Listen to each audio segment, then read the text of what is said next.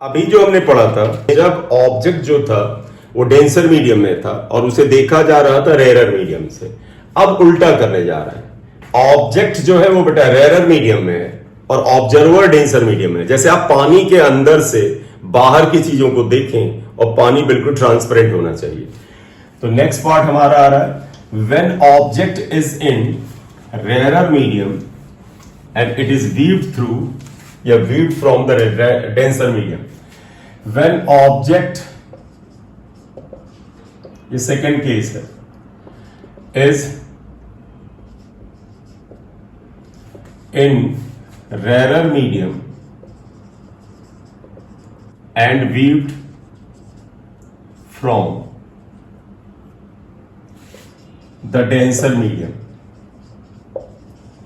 जैसे कोई बाहर कोई चीज है बेटा, स्विमिंग पूल के बाहर कोई चीज है और आप स्विमिंग पूल के अंदर से, पानी के अंदर से देखते हैं, या कोई मछली है पानी के अंदर से, वो बाहर की चीजों को देखे तो क्या दिखेगा? कोई स्विमर है, कोई तैराक है, वो पानी से अंदर से बाहर देखे तो क्या दिखेगा? तो इसमें ऐसे ले रहा है, देखें, ये डेंसर मीडियम वाटर मान ले, डेंसर, रिफ्रैक्टिव इंडेक्स म्यू है, ऑब्जेक्ट ये है बेटा, ये ऑब्जेक्ट की पोजीशन है, ऑब्जर्वर अंदर है तो ऑब्जेक्ट से एक लाइट रे दिखाओ, ये आई और अनडेविएटेड सीधी चली गई, तो वही दिखाएंगे बेटा।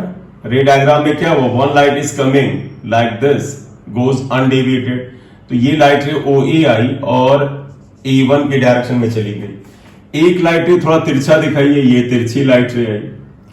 और तो पता है जब रेयरर मीडियम से डेंसर में आती लाइट रे नॉर्मल की तरफ बेंड होती है, तो देखो ये नॉर्मल ये है बेटा, ये नॉर्मल है, इसकी तरफ हल्का सा बेंड होगी और इस पॉइंट को अगर हम B ले लें, इसको B1 ले लें, जब B1 को बैकवर्ड प्रोड्यूस करेंगे तो ये बेटे ऐसे जाती है और यहां पे कहीं पर इमेज बनाती। तो आपको अगर ऑब्जर्वर दिखेगा, अगर ऑब्जर्वर अंदर है ये और बाहर, अंदर से बाहर की चीजों को देख रहा है, तो जो ऑब्जेक्ट O पर था वो आपको यहां I पर दिखेगा। इससे आप कह सकते हैं रियल डिस्टेंस। अब डेप्थ की जगह बेहतर वर्ड होगा डिस्टेंस, तो ये आप कह सकते हो रियल डिस्टेंस। रियल डिस्टेंस आप इसे T से लिखना चाहे तो बिल्कुल लिख लें। और ये बेटे आपकी जो डिस्टेंस हुई, ये एपरेंट डिस्टेंस हुई, एपरेंट डिस्टेंस। तुम एक चीज ध्यान दे रहे हो बेटा, जब ऑब्जेक्ट डेंसर में था तो थोड़ा नजदीक नजर आता था, लेकिन जब ऑब्जेक्ट रेयरर मीडियम में है तो दूर नजर आता है। करेक्ट?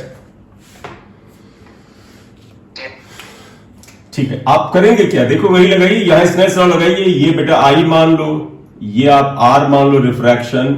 अगर ये आई है तो देखो बेटा वर्टिकली अपोजिट एंगल अगर आप देखें, ये यहां से गया तो ये आई के बराबर होगा, ये आर के बराबर, ये आर हो गया, ये आई आ गया। स्नेल्स लॉ बी पॉइंट पे लगाइए, by Snell's law at B, वही नियम लगा रहे हैं। देखो sine i into mu, sine i into mu equal to sine R into 1, क्योंकि रेयरर मीडियम का रिफ्लेक्टिव इंडेक्स 1 ले रहे हैं, म्यू इज 1, एयर है 1 ही रहेगा, तो इसलिए देखिए म्यू इक्वल टू हो जाएगा साइन आर अपॉन साइन आई, ये इक्वेशन 1 आएगा।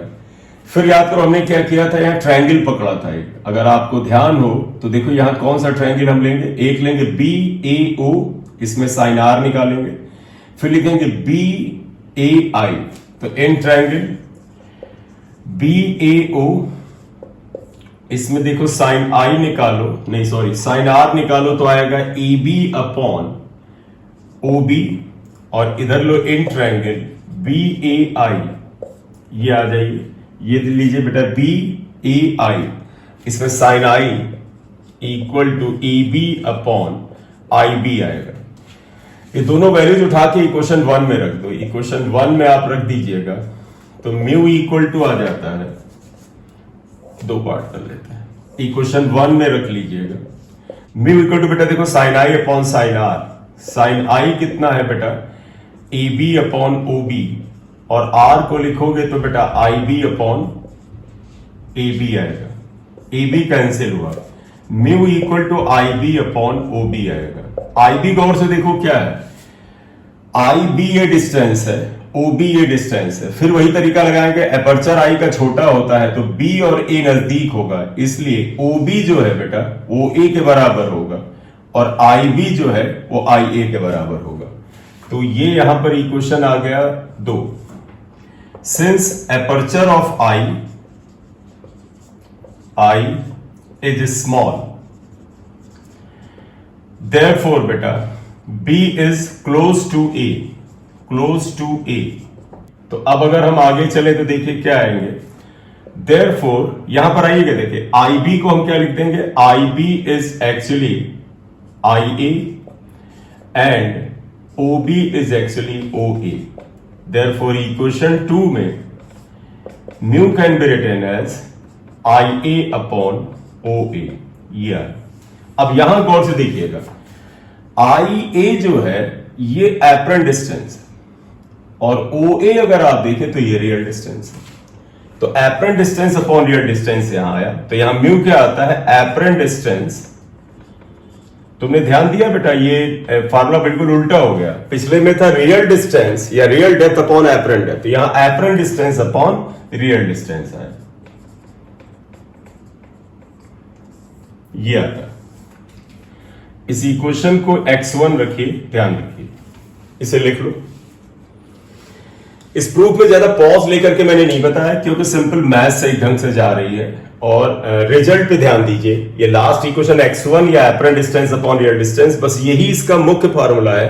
एक और बना लेते हैं कि नॉर्मल शिफ्ट क्या होगा। देखो ऑब्जेक्ट यहां था, इसकी इमेज यहां पर बनी, तो ये जो आएगा डिस्टेंस, ये नॉर्मल शिफ्ट, ये भी निकालना पड़ेगा जैसे हमने पहले निकाला था। तो अब आगे निकाल लीजिए, व्हाट इज नॉर्मल शिफ्ट। देखो नॉर्मल शिफ्ट यहां पर आप देखें d इक्वल टू क्या है, देखो d ये क्या आएगा, आई ए में से ओ ए माइनस करो, ओ ए, और ओ ए को हम कॉमन निकाल ले रहे हैं, तो देखो d आएगा, ओ ए कॉमन निकाले तो ये आएगा आई ए अपॉन ओ ए माइनस 1। यहां पर देखें फिर क्या आया, d इक्वल टू ओ ए क्या है, ओ ए रियल डिस्टेंस है, फिलहाल पड़ा रहने तो ओ ए, और आई ए अपॉन ओ ए, यहां से देखो बेटा आई ए अपॉन ओ ए जो है म्यू होता है, तो ये हो जाएगा म्यू माइनस 1। मैंने तुमसे कहा था रियल डिस्टेंस ओ ए को अगर टी से लिख दो तो हमें थोड़ा समझने में आसानी रहती है। तो देखो ओ ए को हम टी लिख सकते हैं, तो नॉर्मल शिफ्ट यहां टी इंटू म्यू माइनस 1 आ जाता है, जहां पर T is real distance. Correct बेटा, ये है, इसे लिख लें फिर बताएं आपको।